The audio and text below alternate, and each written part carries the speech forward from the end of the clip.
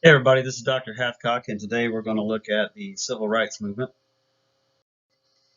The background to the civil rights movement really is the vast majority of our semester. We've talked previously about Reconstruction. We've talked about the 13th, 14th, and 15th Amendments. But also, if you look at, what when we were talking about the formation of the New South and the creation of the NAACP, we were looking at Jim Crow laws in particular. And I was trying to explain to you guys that there were different approaches to fighting Jim Crow. There was Booker T. Washington. There was Dr. Du Bois in the NAACP. There was Marcus Garvey in the UNIA. And in ending all that whole topic, I explained that really it was the NAACP that prevailed, that continued on, if you will. So throughout the decades, the 20s, 30s, 40s, 50s on, it was, it was the NAACP that was really fighting against Jim Crow in the courts and trying to win cases to dismantle Jim Crow. Well, one big case, one big landmark decision by the Supreme Court comes in Brown v. Board of Education in 1954. Really, the full title of it is Brown v. Board of Education of Topeka, Kansas. In this case, you have an African-American family living in Topeka, Kansas. And just a few blocks away from their home, like not very far at all from where they live, there was a school that their daughter could have gone to, but it was a whites-only school. And instead of going to that school that was really close to her house, this young girl had to travel really like halfway across the city. She had to cross a lot of streets, a lot of blocks, to go to a quote, coloreds-only school. So the Browns, which I should also mention that they were members of the NAACP, but that's irrelevant. The fact that their daughter had to travel so far to go to school is what's truly relevant. But the family lawyers up. They file a motion in court arguing that their daughter should be allowed to go to the school that's nearer them and not have to travel to the other side of the town. Well, the Browns lose their case at the city, county, state level. Makes its way up into the federal courts where they continue to lose. But it's when the case gets into the federal level, that's when the NAACP steps in and provides legal counsel. A gentleman by the name of Thurgood Marshall is going to step in and be the lead attorney for the Browns in arguing their case. In the photographs that we have here, Thurgood Marshall is the gentleman on the left-hand side at the bottom. On the left-hand side at the top, you can see those three men there together at the steps of the Supreme Court. The gentleman in the middle of those three is Thurgood Marshall at the time of arguing the case. The picture of him on the bottom left, that's a picture of Thurgood Marshall later in the 1960s when he was named to the U.S. Supreme Court by President Lyndon Baines Johnson. And Thurgood Marshall will go on to be the first African-American member of the U.S. Supreme Court. But now back to the case itself. The Supreme Court did agree to hear this case because there were so many big implications involved here. And by all accounts, Thurgood Marshall did an amazing job presenting the case to the court. They would later talk about how he sort of like put little pins on a map of Topeka, Kansas, and then would point to it and say, this many crimes happened on this street in the past year. And this was basically the route that the young girl had to walk to go to school. So he was making the point that, the further away this girl walked, the more it sort of endangered her safety of having to travel all the way across town. And at the end of the day, the court will side with the NAACP, side with Thurgood Marshall. And in a major, major decision, the court will rule that segregating public schools is illegal. Now, the case specifically was about segregation in public schools, but really it's the beginning of the end of Jim Crow. It's what's going to completely unravel the Jim Crow laws as time goes on. Because, the court can say it's illegal to segregate public schools. The broader meaning then can be, well, if that's the case, then it's also illegal to segregate public restrooms, restaurants, buses, on and on it goes. You might recall, like the case of Plessy v. Ferguson that we talked about previously. That was about streetcars in New Orleans. Remember, Mr. Homer Plessy got into the whites only car. Then he challenged that. It went into the courts, but the Supreme Court ruled that New Orleans had a right to do that. Well, now here we are decades later, and the Supreme Court is basically undoing separate but equal. It's undoing the Plessy v. Ferguson case with its decision in Brown v. Board of Education. Now, Plessy v. Ferguson had been about segregating streetcars, but you could then extrapolate that to say, okay, well, if you can segregate streetcars, then you can also segregate schools, restrooms, restaurants, things like that. So Brown v. Board of Education may have specifically been about segregation in public schools, but then you start seeing cases come before the court that argue it's illegal to segregate restrooms, restaurants, buses, etc. So Brown v. Board versus Brown v. Board of Education in 1954. It was the beginning of the end of the Jim Crow laws in the United States. Now, that took time. The Supreme Court could hand down a decision, and that does not mean that the very next day everything is desegregated. The South fought this tooth and nail. You'll see here in just a minute, members of Congress vowed to fight this tooth and nail. So the Supreme Court can't hand down a decision, but then it takes time for the law to take effect. It takes time for, things to move forward in a progressive way. Like for real, this decision's handed down in 1954. You were still having like riots in the 1970s over busing African American kids in Boston, for example. That African American kids in Boston were going to go to an integrated school, and riots broke out like in the 1970s over busing and things like that. That was like 20 years after the Brown v. Board of Education decision. Okay, on the right-hand side of the pictures, you can see the lady is holding up a newspaper. And the title is talking about how it's the end of segregation. The High Court rules against segregation. So, yeah, Brown v. Board of Education is a huge moment. I promise you it's going to be on exam 4, the decision made in the case.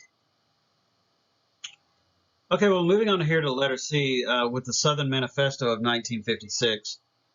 What happened here with the Southern Manifesto is Southern Democrats in Congress, in both the House and the United States Senate, vowed to fight any efforts at what's called desegregation. Desegregation is to get rid of segregation, if you will. So the Southern Manifesto of 1956 was roughly 125 congressmen. They're all from the South. They're all Southern Democrats. And they said, hey, look, the judicial branch is but 1/3 of our government. We here in the Congress will fight this. We will not allow for desegregation.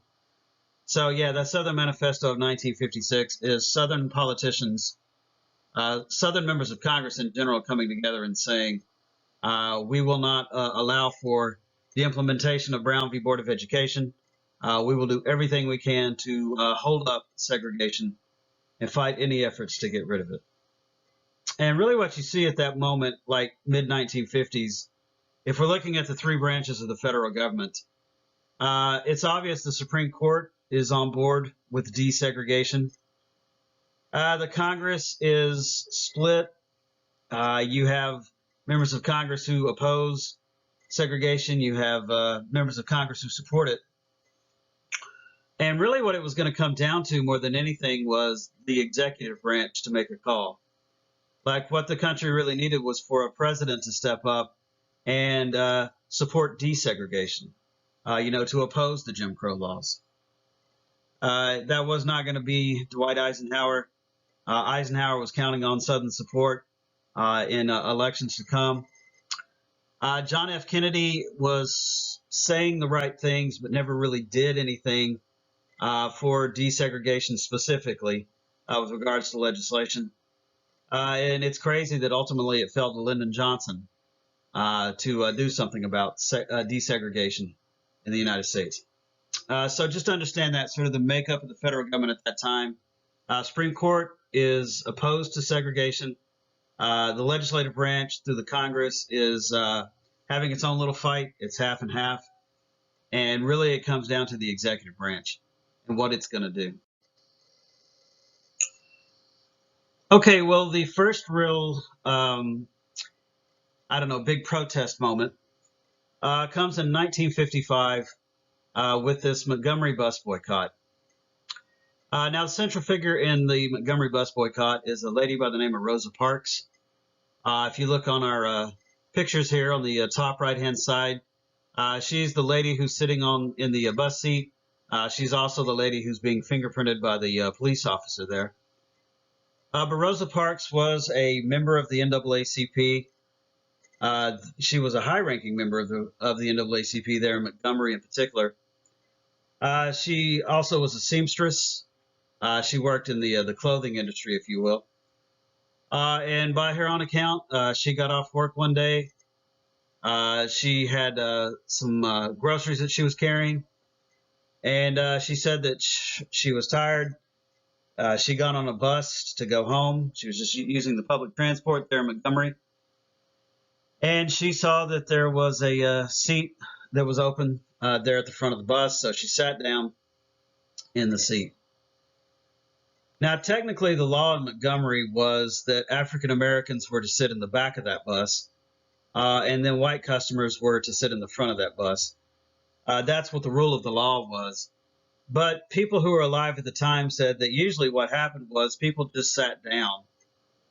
And if a white person asked an African American or told an African American bus rider to get up and move to the back of the bus, that's really when the law would kick in and come into effect. So most times people just sit wherever they would sit, but then if a white customer said, I need you to get up, I'm going to sit there, that's when they would start to enforce the law. So the bus is going through Montgomery, people getting on board. A white man gets on the bus and he notices that it's full, nowhere really to sit. He sees Rosa Parks sitting near the front. So he goes over to her and he says, you're going to have to get up and move to the back of the bus. It's a real gentleman, to ask a lady to stand up and move to the back of the bus. But Rosa, for her part, she sat in the chair and just stared out the window and didn't say a word. The guy asked her again to stand up and move to the back of the bus. She just sat there and acted as though she didn't hear a word that he had to say. At some point, the bus driver stood up and got involved and said, hey, look, this gentleman's asked you to get up. You got to get up and move to the back of the bus. And still, she just sat there staring out the window, wouldn't get up, wouldn't move. So the bus driver got off the bus, went to a nearby payphone. Before cell phones, we used to have those things called payphones. He calls the Montgomery Police Department. They come down. They ask her one last time to get up and move to the back of the bus. She'll refuse. So this woman who had no prior arrests, who really had not committed any crimes or hurt anyone, is humiliated. She's put in handcuffs. She's taken off the bus. She's driven down to the Montgomery police station where she's photographed, fingerprinted, put in a jail cell. And yeah, this woman who'd never hurt anyone or anything is humiliated and arrested by the Montgomery Police Department. Last I checked, I've never been arrested myself, but when you are arrested, you get at least a phone call. The person she chose to call was the leader of the NAACP there in Montgomery. It was a gentleman by the name of E.D. Nixon. And E.D. Nixon gets the phone call. Rosa says, hey, I've been arrested. Can you come bail me out? E.D. Nixon immediately travels down to the Montgomery police station. He puts up the bail money. He gets her out of jail. And to say that E.D. Nixon was upset is an understatement. He was furious. He knew Rosa Parks personally. He knew that she was a very nice lady who never hurt anyone or anything. So E.D. Nixon felt like this was an opportunity to call for a boycott of the buses there in Montgomery, to do something about not only what had happened to Rosa, but what also happened to many other African Americans as well. So yes, a bus boycott is called for there in Montgomery. In other words, what Mr. Nixon is asking is for all African Americans living in Montgomery to not use the transportation system, to not use those public buses. The idea being to hit the city in its pocketbooks, and that if the city was losing money, then it would come to its senses and repeal that law. All right, well, to have a big meeting to discuss the plan, the idea of carrying out a bus boycott, they needed a location to hold a meeting. And as it turns out, there was a Baptist church there in Montgomery. It was called the Dexter Avenue Baptist Church. And it was pastored by a young man named Martin Luther King Jr. He was the pastor there of the church in Montgomery, Alabama. Dr. King said, you can use our facilities, you can use our church to hold the meeting. Big meeting is called for. Church is packed with people from all over Montgomery who've come to hear what the plan is and how we're going to carry out this bus boycott. As E.D. Nixon sat there going over his notes, getting ready to talk to everybody who was there, Dr. King asked him if he could perhaps make some opening remarks. That if Dr. King could just sort of welcome everybody. E.D. Nixon said, that's fine. I appreciate that. And Dr. King didn't just welcome everyone. He didn't just introduce E.D. Nixon. He gave an all-out sermon on why Jim Crow was wrong, why segregation was wrong. He gave an all-out sermon about, the sin of segregation, and really just sort of couched the fight against Jim Crow in good versus evil terms. Really to that point, the fight against Jim Crow has been about lawyers, court cases, Brown v. Board of Education, NAACP. But now the whole complexion of the fight is going to change. It's going to become more of a societal fight, a good versus evil fight, a religion type of a fight. And look, I'm not trying to convert anybody here. I'm really not trying to save anyone with this. But what I am going to say is, like, the Bible has been inspiring to human beings throughout the centuries. Legal fights, court cases, they matter. They are important. But like lawyer speak is just not that invigorating. But the Bible, a pastor with the gift of oratory, that is something that can be inspiring. So in these moments, Dr. Martin Luther King Jr. is stepping up to the forefront and becoming a leader here in the bus boycott, and then later a leader in the entirety of the civil rights struggle. He was very hesitant to lead in these moments. He said that he was very worried for his family. He was married, he had some children, and he was worried that some crazed Klansman would attack his family, set his house on fire, do something to his kids. So it was fear that at first sort of held him back. Then he said he realized one day that he had to be a role model for his children, and that he couldn't just give in to that fear, that he had to stand up and fight for his kids, that he couldn't be afraid for his kids possibly, being harmed. He had to have courage to fight for his children so that they could grow up with opportunity and equality someday. In those moments, Dr. King really is stepping up to the forefront and becoming a leader in the bus boycott. E.D. Nixon did give up. He did address the crowd there at the church, and he made it real clear, just don't use the buses. And a lot of support was given to the bus boycott. People who had cars would ride share. They'd pick other people up to take them to work. African-American churches throughout the South, they gave up cars, modes of transportation that they sent to Montgomery to help people to get to and from work.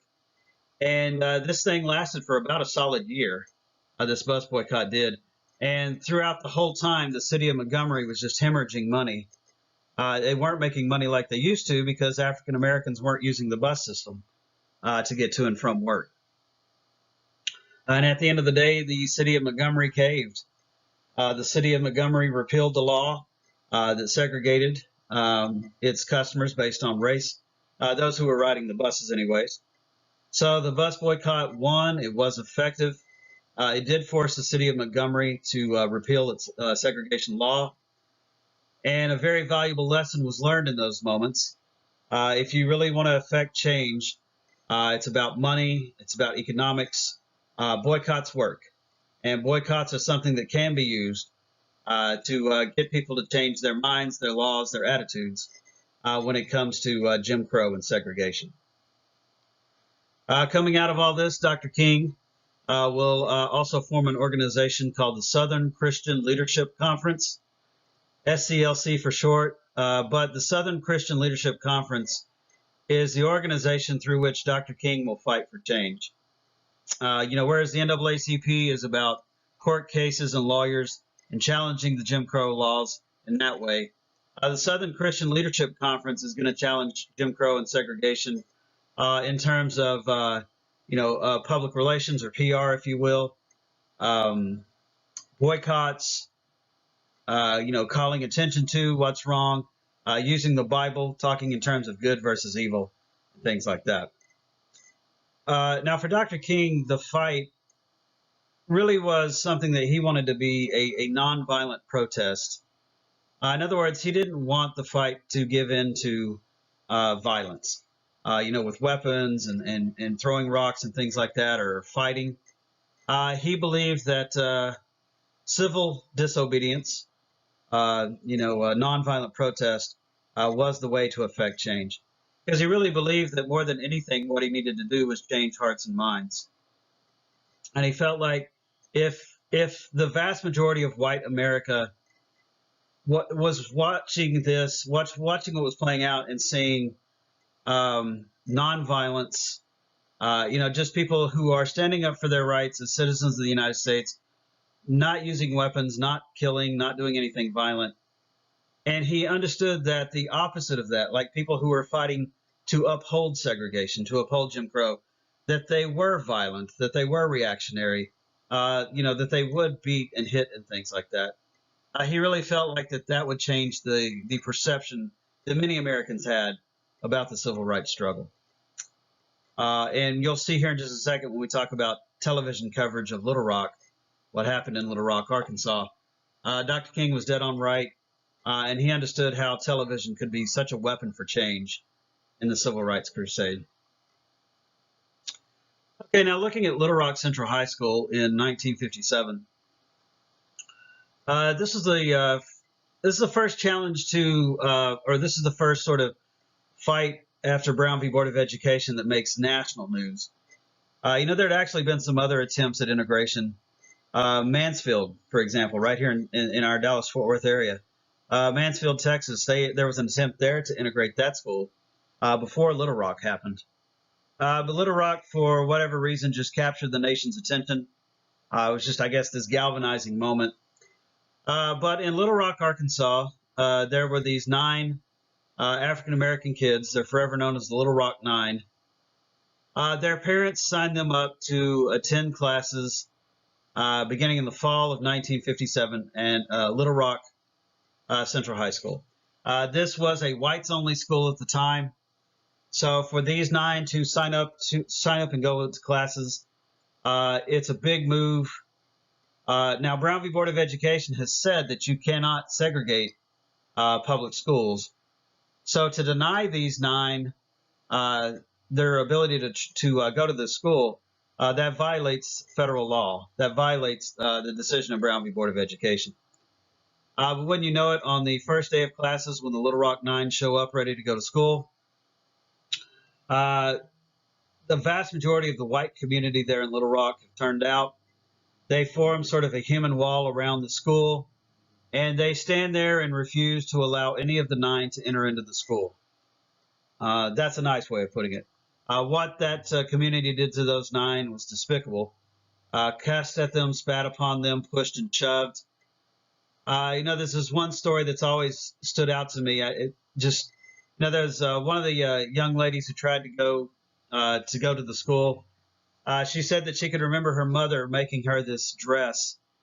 It was like a sunflower pattern dress that her mother had worked so hard on. And she said that she wore that dress for the first day of school. because that's generally what kids do, right? Is you put on your best clothes. But she walked up to the school. She was trying to get in, and somebody threw ink all over that dress that her mother had worked so hard to make. And she said that she just cried all the way home. She just cried because that dress was ruined because some knucklehead threw ink all over her dress. But, that's what it was each day for the Little Rock Nine to try to go to school, was to be spat upon, cussed at, yelled at, have things thrown at them. You can see there on the bottom right-hand side of our slide. So it's like two photographs there in one. On the left-hand bottom, you can see that woman, just the rage in her face, the white woman who's there yelling at the African-American girl as she's trying to go to school. And that's just what it was just this blind rage, this ignorant hate that was on display there in Little Rock. Well, each day, the news cameras were there to capture the scenes, to put it all on television that night for the American people to see. And when Americans were tuning in to watch the evening news, they were seeing calm, cool, collected kids, African-American kids, trying to go to school and facing a enraged, angry, out of control at times mob of white people that wouldn't let them cross the lines and go into the school. So as this scene played out in Little Rock, and by the way, the governor of Arkansas at the time, a fellow by the name of Orville Faubus, Governor Faubus vowed to not integrate the school. Governor Faubus vowed to uphold segregation. So the governor of the state of Arkansas is honestly in violation of the decision handed down in Brown v. Board of Education. But at the end of the day, the Supreme Court interprets the Constitution. And as you know, it's up to the President of the United States to enforce the Constitution. So it fell to President Dwight Eisenhower to do something about what was happening to these Little Rock Nine down there in Arkansas. And at first, President Eisenhower didn't want to touch this. He wanted nothing to do with integration. He was thinking politics. He was not wanting to upset essentially voters down in the South. But Eisenhower was really reluctant at first to get involved in this fight in Little Rock. He more or less argued that it was a states' rights thing, even though his job as President of the United States is to enforce federal law, is to enforce a decision of the Supreme Court, such as Brown v. Board of Education. But eventually, it reached a point where Eisenhower had to make a call.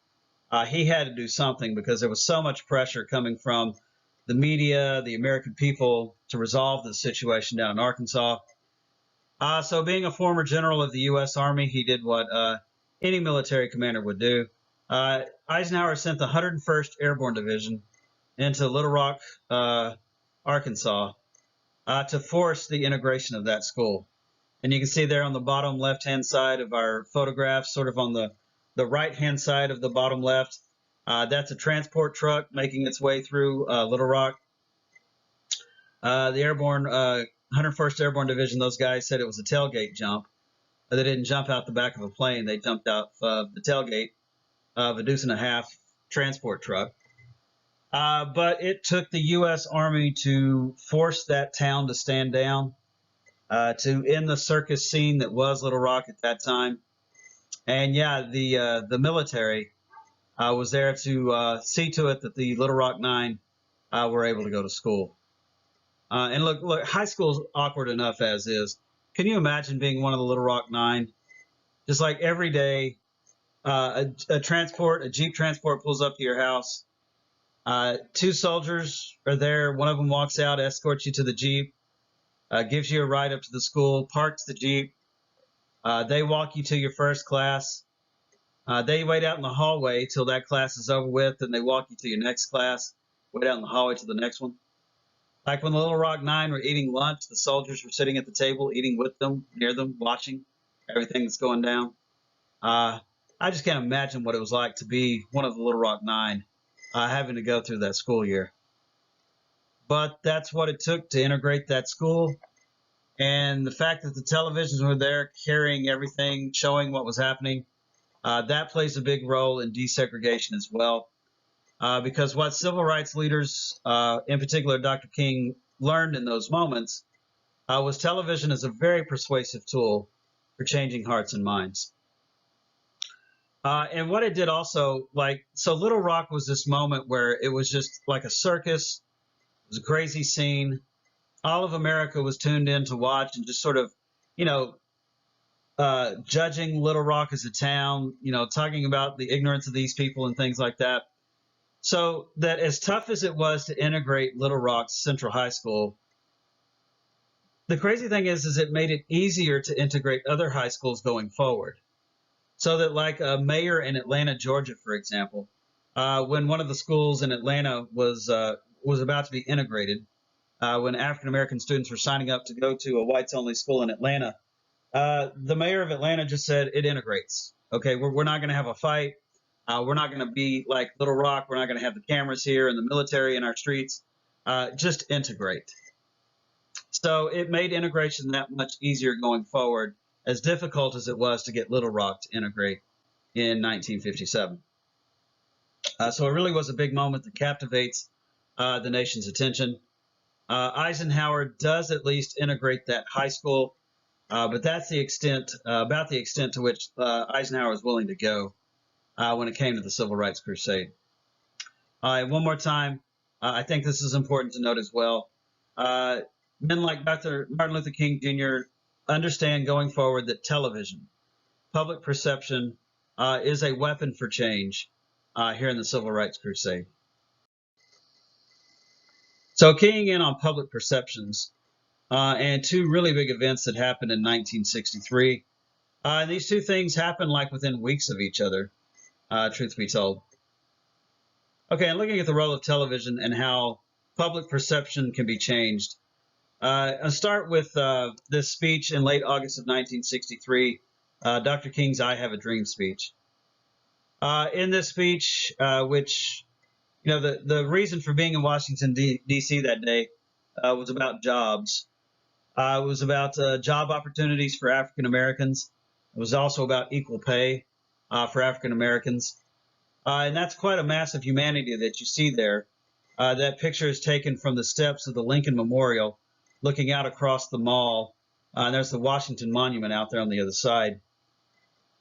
The reason why everybody's there that day is because of jobs. This march was about job opportunities and equal pay, again, for African Americans. But for those who were there, the memory they have really is of Dr. King's I Have a Dream speech. Dr. King, when he first took to the podium and began to talk, those who were there said that he looked just like very intimidated in the moment. Like that's a lot of people. It's probably the biggest crowd of humanity he'd ever spoken to. So at first he just seemed a little flustered, just a little nervous. And then, someone who was there near him just yelled out, "Tell him about the dream." And, MLK sort of smiled, steadied himself, and then began to give this speech. That's probably the speech of his life. The mountaintop speech is a really good speech, too. This one's big. And in this speech, Dr. King is using the Declaration of Independence, the Bible, mixing religion with political discourse to make an argument for equality. The dream that he's talking about is essentially the dream that someday the sons of the former slave holders can sit down with the sons of the former slaves and break bread at the same table. He also mentions in the speech that he hopes that someday America can live up to its true creed, that all men are created equal. It's a home run of a speech. It resonated with the crowd. It's played on the evening news later that afternoon, and it's received very well across the United States.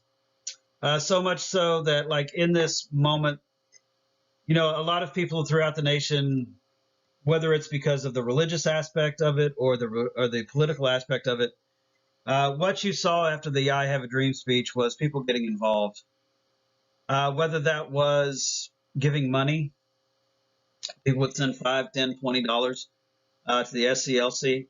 Whether that was, young people, particularly college students at the time, signing up to serve, getting involved in the Civil Rights Crusade, traveling down south, to register people to vote.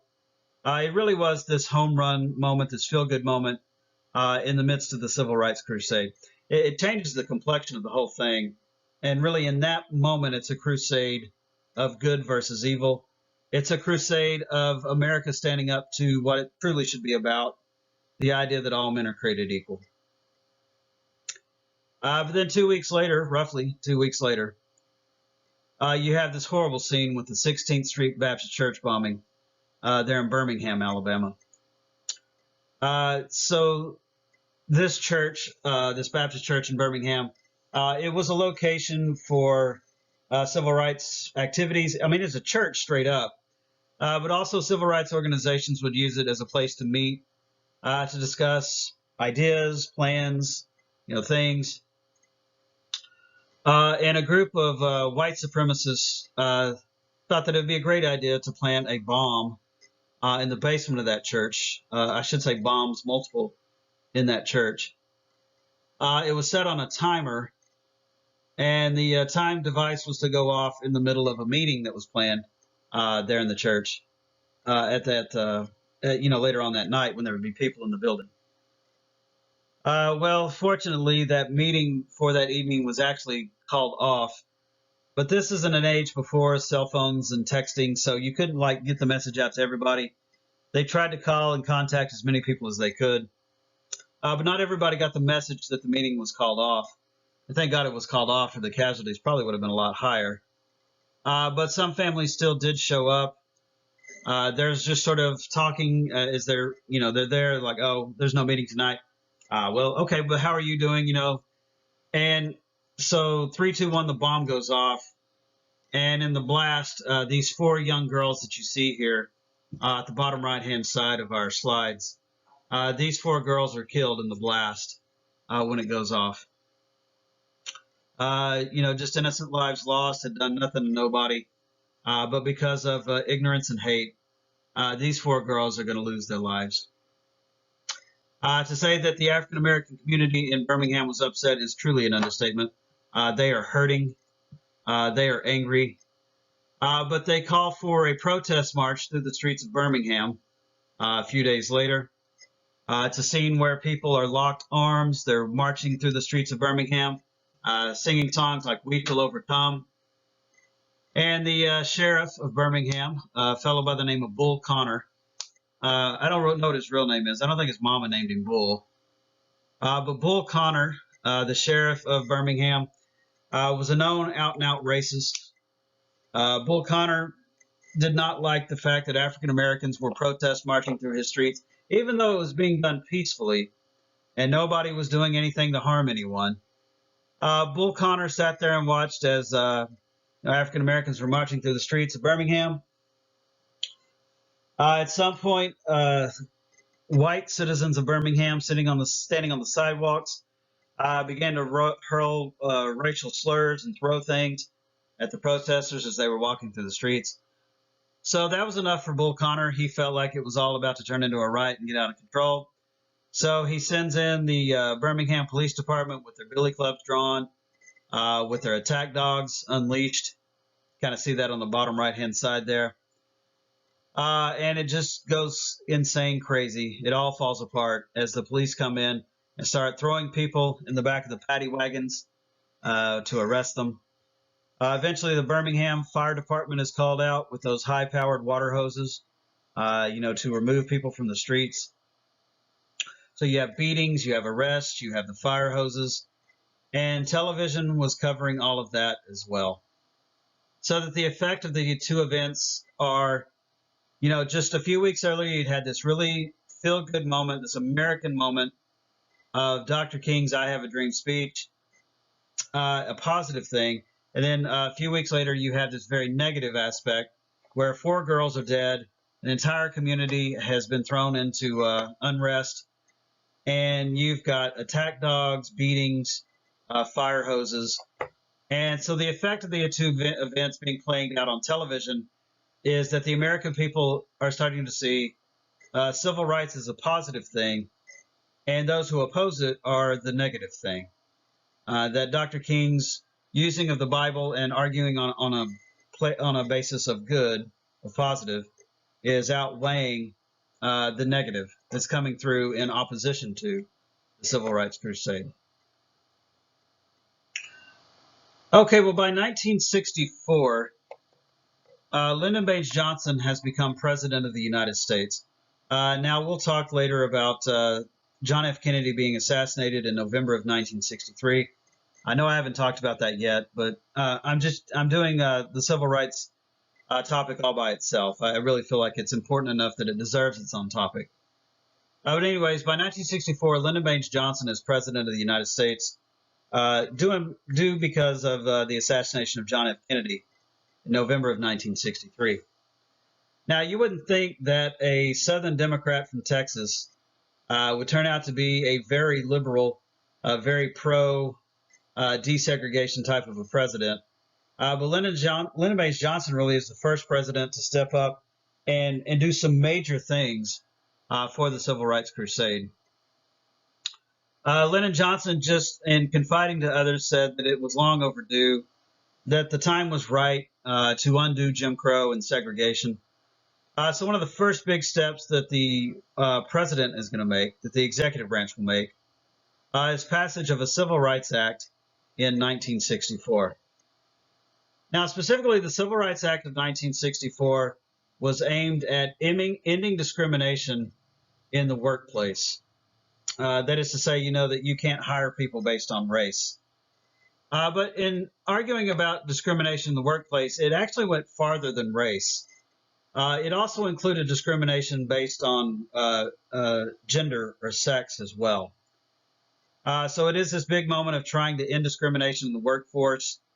It would also apply to discrimination, like in terms of getting into college, college admittance and things like that.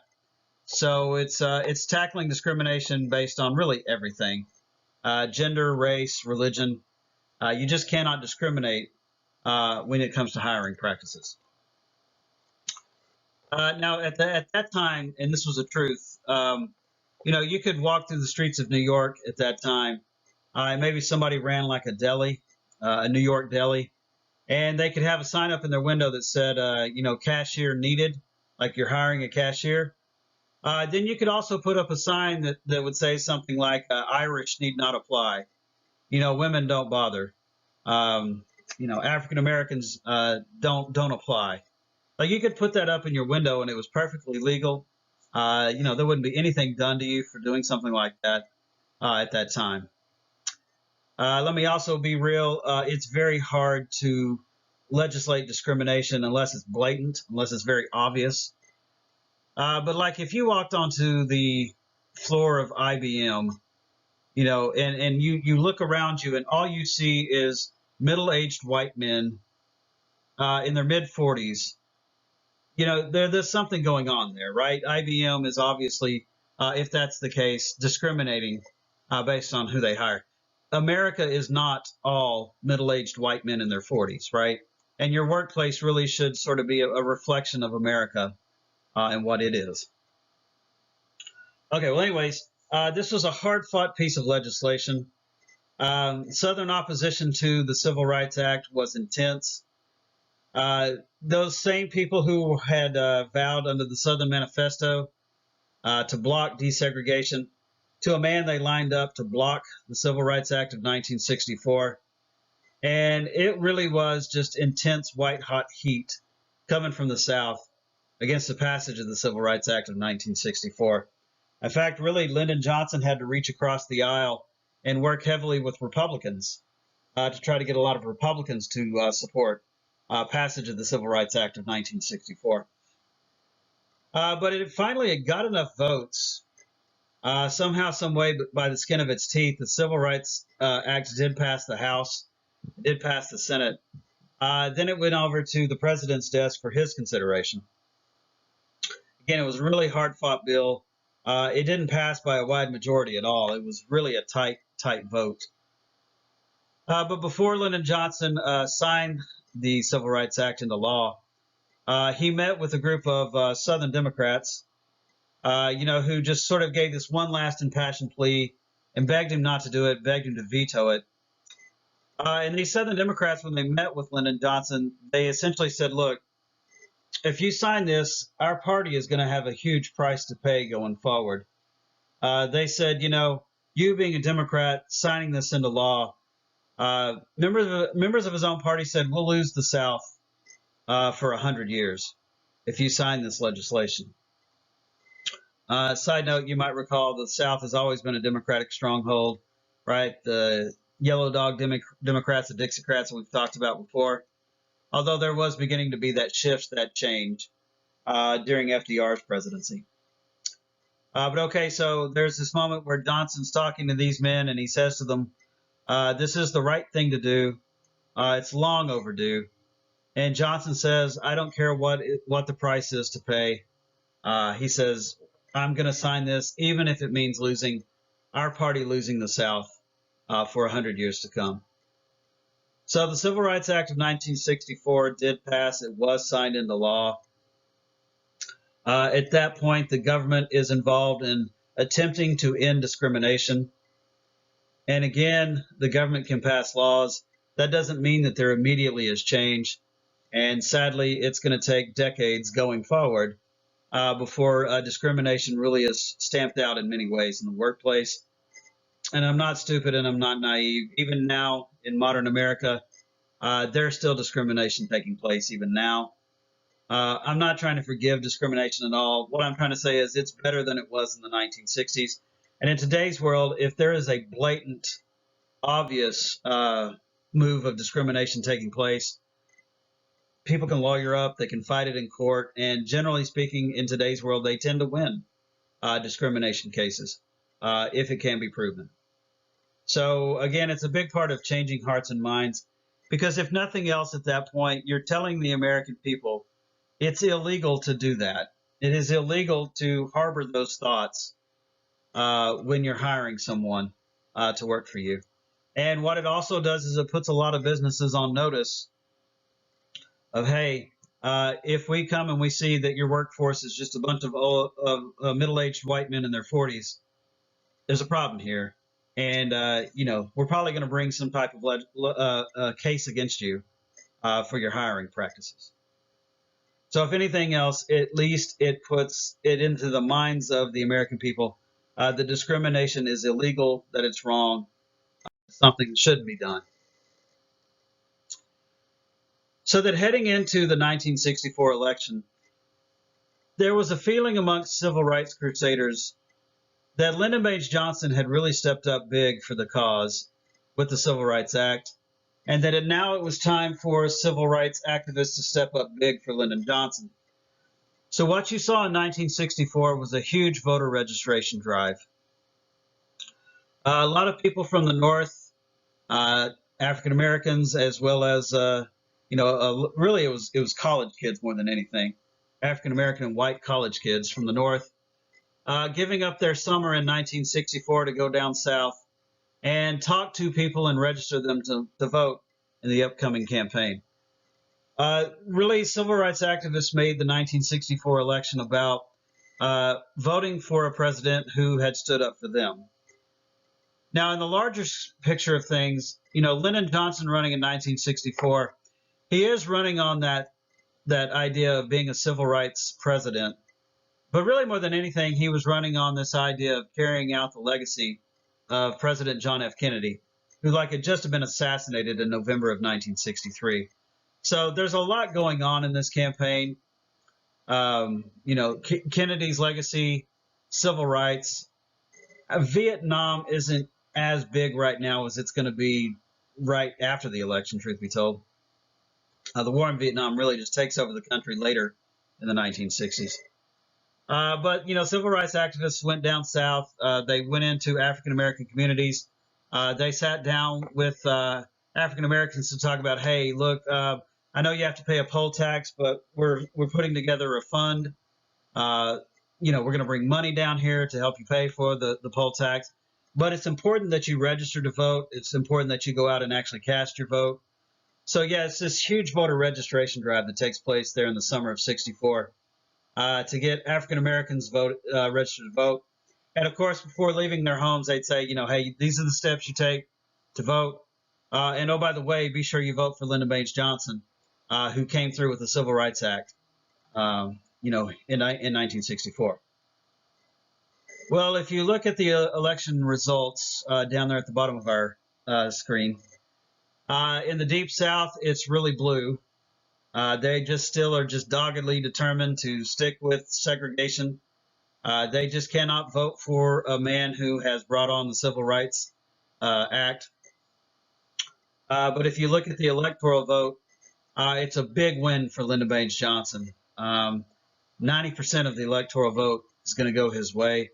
Barry Goldwater, by the way, the Republican who ran here, he was from Arizona. That's why Arizona way out west is blue. But then the only other blue parts of the country are down in the Deep South.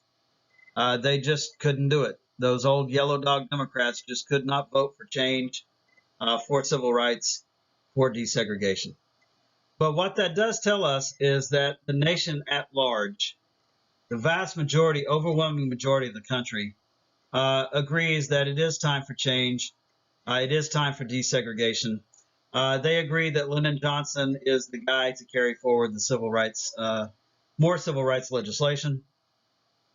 And they also agree that he's the guy to carry out President Kennedy's legacy as well.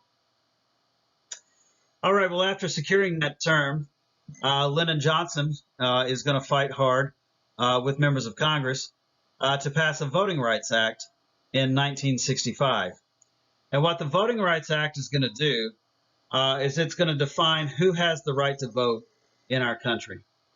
Now, the Voting Rights Act of 1965, it basically says that anyone 21 or older could vote. That'll be changed not too long after. I'll talk about that here in another topic. But the Voting Rights Act of 1965 establishes 21 or older, citizen of the United States, not convicted of a felony, you have the right to vote. So it's letting the country know if you fit that criteria, 21 or older, citizen of the United States, not convicted of a felony, then you have the right to vote. What that essentially is saying is there are no other pre-qualifications for the right to vote. No more literacy tests, no more poll taxes, no more property qualifications or any of that stuff. The person who has the right to vote is 21 or older, citizen of the United States, not convicted of a felony. All right, well, that does establish the voting rights in 1965. Again, I'll talk about later an amendment to the Constitution that will bring that age down to 18. But also, shortly after the Voting Rights Act of 65 was passed, the 24th Amendment was added to the U.S. Constitution. And you know I like my amendments. I haven't lied to you so far. They were always on your tests. And the 24th Amendment to the U.S. Constitution outlaws the poll tax. It says that you cannot collect a poll tax as part of a qualification for voting in the United States. So we got a Voting Rights Act of 1965. We've got a 24th Amendment that outlaws the poll tax. So change is happening. The executive branch is on board with civil rights. The judicial branch is on board with civil rights. And though there's still a fight within the Congress, sort of a half-half, there's a slim majority in Congress that agrees that it is time for civil rights as well. So yeah, there in the mid-1960s, you're starting to see a lot of positive change when it comes to the civil rights crusade. Okay, now looking at our next point, the Black Power movement. The purpose of this more than anything is to let you know that there were different ideas on how to approach Jim Crow in the 1960s. It wasn't just the NAACP. It wasn't just the SCLC with Dr. King. If I could just do like a side note here, you might remember back in the 1910s and the 1920s, there were different ways of approaching Jim Crow back then as well, right? Booker T. Washington, Dr. Du Bois, Marcus Garvey. So it kind of would make sense that there would still be different ideas in the 1960s as well. But the Black Power movement, which is one of the first groups to emerge as the Nation of Islam, Their approach to this is really more about socioeconomics. That is to say, jobs, job opportunities, money, and really about opportunities for African Americans going forward. Now, Malcolm X would come to be sort of the voice of the Nation of Islam. He wasn't technically its leader, but he was, I don't know, he was a man who had a great oratory skill, a very intelligent mind. And Malcolm X, his fight against Jim Crow, it really was about socioeconomics. It was about he would say things like, "Hey, that's awesome that I can vote, but how do I get to live in one of those nice neighborhoods with those nice schools where I can send my kid to a nice college to get a nice job?" So he's fighting more in terms of economic opportunities than anything else. And again, to digress, you remember Booker T. Washington believed that equality would come through job opportunities. Remember, Tuskegee was a vocational school and it was about economic opportunity. So this is, in a way, carrying out that concept of socioeconomic change for African Americans. At first, Malcolm X, as a member of the Nation of Islam, wanted nothing to do with white America, did not want support or help from white America. That's very Marcus Garvey as well, if you'll recall, self-help through the UNIA. But Malcolm X had, along the way, sort of a life-changing moment. In the early 1960s, Malcolm X converted over to Islam. And as a convert to the Islamic faith, at some point, someone who is Islamic is supposed to take what's called the Hajj, or it's a pilgrimage, if you will, a travel to Saudi Arabia, to Mecca specifically. Mecca is the holy city of the Islamic faith. So Malcolm X took his pilgrimage to Mecca. While he was there, he said that he was fasting, he was praying at the various religious symbols. Going through the process of completing his pilgrimage. And he said that he just had this moment of peace and clarity while he was there in Mecca, where he looked around and he realized that he was praying with peoples of different races, of different genders, of different backgrounds. He said it just was this moment of peace, of realization that really we are all of us God's children. And when he came back from his pilgrimage to Mecca, he was really a changed man. He wasn't talking as, standoffish. He wasn't as, saying things like, we don't want any help from white America. He stopped talking like that. And then, it was more about, if someone's willing to fight for change, I'm willing to listen to what they have to say. And he wasn't necessarily talking the same way that the Nation of Islam wanted him to talk. Like the Malcolm X that was there before the travel to Mecca, that's exactly what the Nation of Islam wanted. But when he got back from his travels to Mecca and started talking more about peace and reconciliation, that wasn't the message that the Nation of Islam wanted him to present. At first, he and Dr. King didn't necessarily agree on things. But you can see there on the top right-hand side, they're shaking hands, they're smiling for the cameras. They did get along eventually along the way. But there's this horrible scene in 1965 where Malcolm X is he's in New York. He's getting ready to give a speech, February of 1965, when some men from the audience rush the stage and they use guns to shoot him down right there on the stage. And yeah, Malcolm X was assassinated in 1965. And at first, it was members of the Nation of Islam who were arrested for this, who were accused of the crime of killing Malcolm X. There was a lot of confusion in the moments when the guns started going off, and people weren't quite sure who shot from where or why. But it was forever and a day believed that it was members of the Nation of Islam that killed Malcolm X. In more modern times, there's been a sort of a tougher examination of who killed Malcolm X. In fact, there's a documentary out. I believe it's on Netflix, literally entitled, Who Killed Malcolm X? And I don't know, there's a reevaluation of the case that maybe it wasn't members of the Nation of Islam that assassinated Malcolm X. But I mean, at that point, John F. Kennedy had been assassinated in November of 1963. Now you have Malcolm X assassinated here in February of 1965. And it just began to seem like anyone who stood up for change, stood up for what they believe in to be right, they were shot, they were silenced. And then in 1968, you had two big assassinations happening within months of each other. In 1968 is referred to as the year the dream died. In fact, 1968 is a really tough year for our country.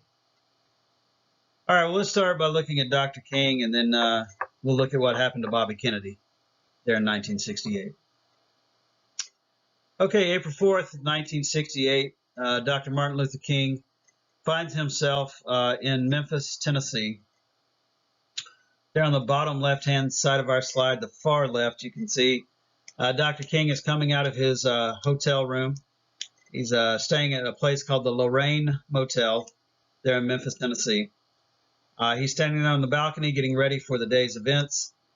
Might be kind of hard to tell, but there on Dr. King's right is a gentleman named Jesse Jackson. He would be a big player in the Democratic Party in decades to come. Jesse Jackson would be.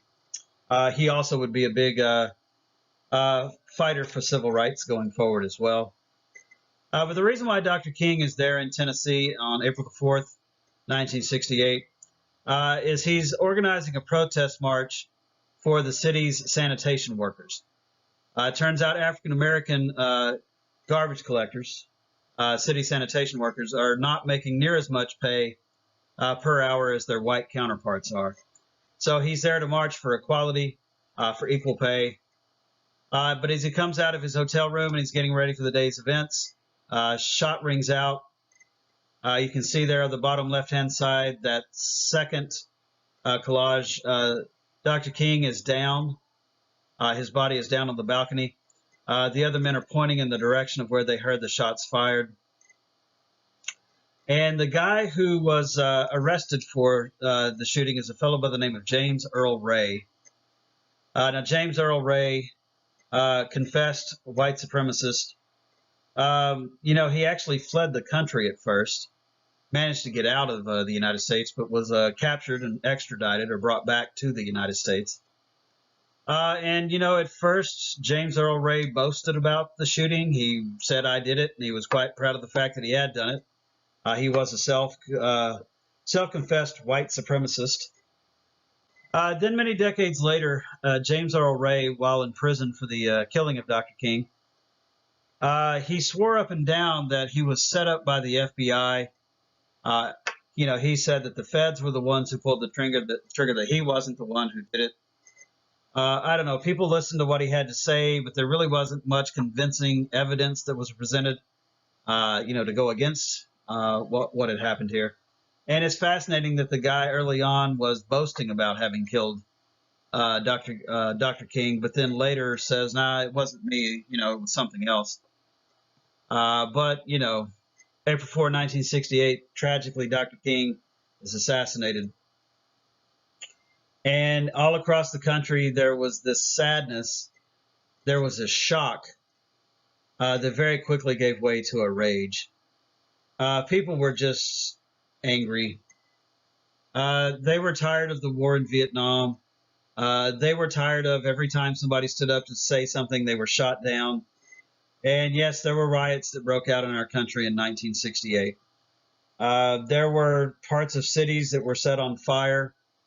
Businesses were broken into, windows were broken. There was rioting taking place in 1968, shortly after the assassination of Dr. King. The local law enforcement tried what it could to stop the riots. That they couldn't.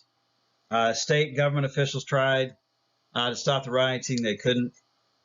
But enter into our story now, this gentleman, RFK, Robert F. Kennedy. Bobby Kennedy is what everybody called him, though. Here on the bottom right-hand side, you can see Bobby Kennedy standing with Dr. King. Bobby Kennedy was the younger brother of John F. Kennedy, who, if you'll recall, had been assassinated back in 1963. Bobby Kennedy in 1968 is running for the presidency. He's trying to get the Democratic nomination that year. And Bobby Kennedy in 1968 was nothing short of a rock star. He was, for young people in America, their hero. Bobby Kennedy was running on a platform of stopping the war in Vietnam, of doing more for the Civil Rights Crusade. And Bobby Kennedy was the guy that young people in America were supporting for the presidency there in 1968. And if you were a civil rights activist, you were more than likely supporting Bobby Kennedy for the presidency as well. Well, shortly after Dr. King's assassination, Bobby Kennedy gave this impassioned plea.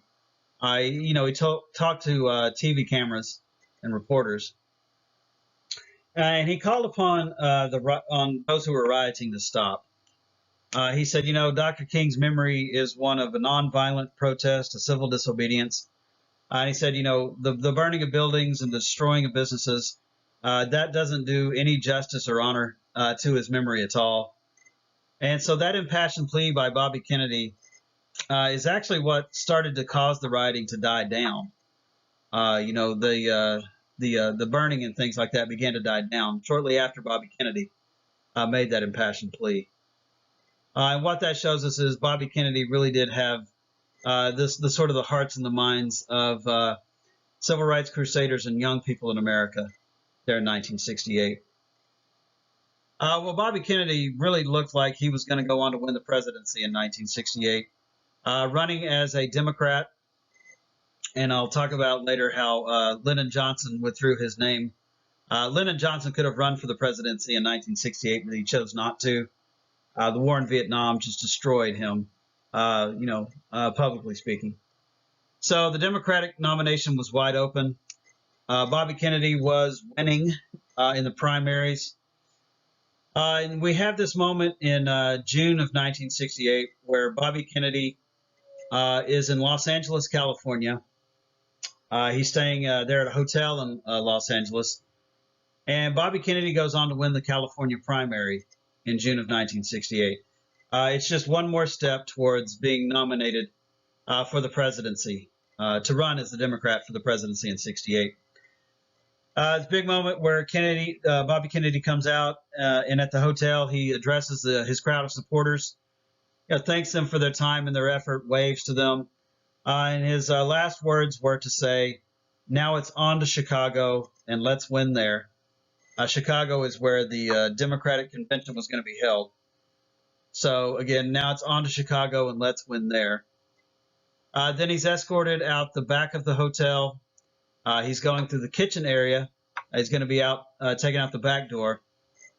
And waiting for him there in the hallway leading towards the kitchen was a gentleman by the name of Sirhan Sirhan. Yes, literally his first and last names are the same. I've always told students you could put Sirhan squared. Sirhan Sirhan is waiting for him. And like at point blank range, Sirhan Sirhan walks up, pulls out a pistol, and fires multiple shots right into the abdomen of Bobby Kennedy, who immediately goes down.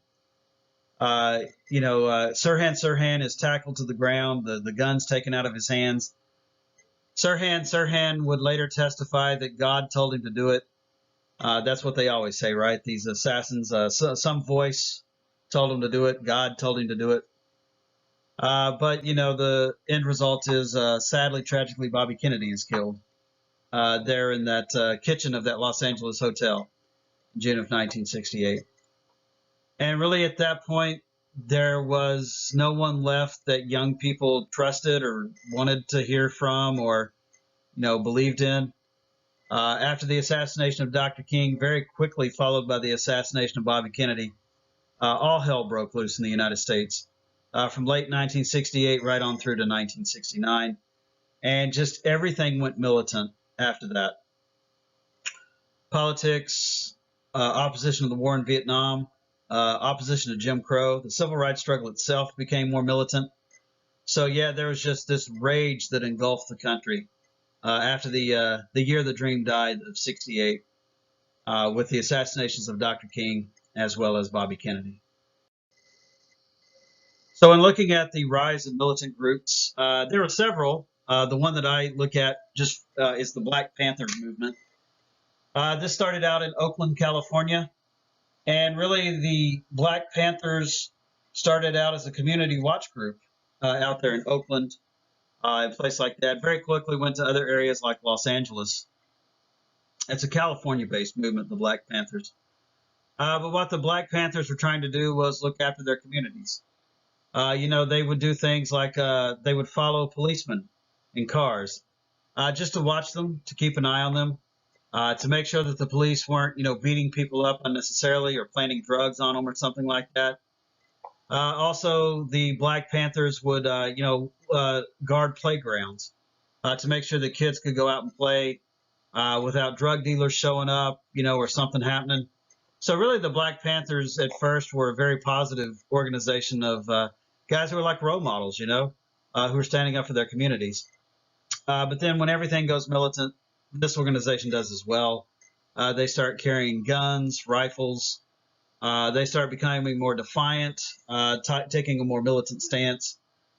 And as these militant groups began to rise, it's like, I don't know, like moderate Americans, middle class white Americans, if you will, like they would listen to a Dr. King and say, hey, you know what? That's a beautiful message. I agree with him. It is time for change. So they could understand like a Dr. King and what he was calling for, what he was trying to do. But like middle class white America, moderate America, when they looked at groups carrying shotguns and talking about things like kill the police, they just couldn't get on board with that. But the same is also true of like protests against the war in Vietnam. Like when college students went really radical and started like letting off bombs. There's a group called the Weather Underground that protested the war in Vietnam. They would bomb federal buildings. Middle class white America wasn't okay with that either. So they really didn't like the militancy that took over the country, period, whether it was civil rights or opposition to the war in Vietnam. And with that, you start to see the civil rights struggle wane. It doesn't get the support that it used to get. It begins to sort of go to the wayside, if you will, with the rise of these militant groups. But in looking at the results of the civil rights movement, there are some really key things that happen here that fundamentally change American society. First of all, you desegregate society with something like Brown v. Board of Education. So a desegregated society emerges after the civil rights fight of the 1960s. Brown v. Board of Education is a huge part of that. You start having people going to school who are of different races, and that breaks down so many barriers. It really and truly does. Because if you have one group of people living on one side of town and another group of people living on the other side of the town, they never meet, they never interact, they never talk. You see the other side in a suspicious way, in a negative way. You spread rumors about another group in situations like that. Whereas if kids are more or less going to school, starting in kindergarten, going through first grade all the way through graduation, they see each other, they talk to each other, they get to know each other, and that breaks down those social barriers of, I don't know, prejudice, of fear along the way as well. Look, we do not live in a perfect world. I'm not naive. But having desegregated schools is a big way of weeding out discrimination and hate and anger and things like that. Okay, another result of the Civil Rights Crusade is that discrimination is outlawed. Again, I cannot go into someone's heart and change how they feel, but at least now going forward, American citizens understand that discrimination is illegal. It's something you should not be doing. So it outlaws discrimination as well. And voting rights are very clearly defined. Again, at that point, well, 1965 anyway, 21 or older, citizen of the United States, not convicted of a felony, has the right to vote. Really, the only thing that's changed through the years is the voting age has been moved down to 18. The war in Vietnam has a lot to do with that. So, yeah, the civil rights movement gives us a desegregated society. Discrimination is outlawed, and more clearly defined voting rights are established through the civil rights struggle. All right, well, the next topic will be the 1960s. You guys have a great day. and see you next time. Bye.